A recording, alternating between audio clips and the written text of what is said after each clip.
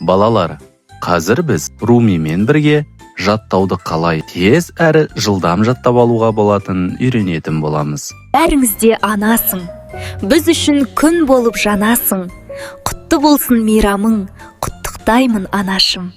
Балалар, өлең есімізде тез сақталу үшін алғашқы 2 қатарды 10 рет қайталаймыз, және бірнеше сағат өткен соң, немесе ұйықтар алдында соңғы 2 қатарды 10 рет қайталап, сосын ұйқыға жатамыз. Руми қызымыз әнші болған соң, оған әндетіп жаттаған оңай екен.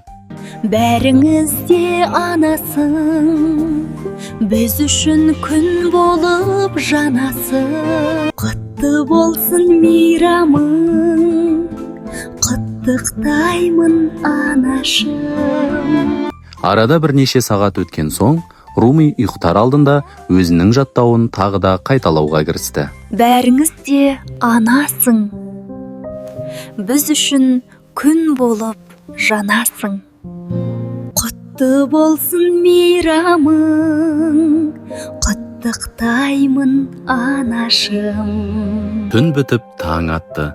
Руми өзінің жаттауын тағы да қайталауды ұмытқан жоқ.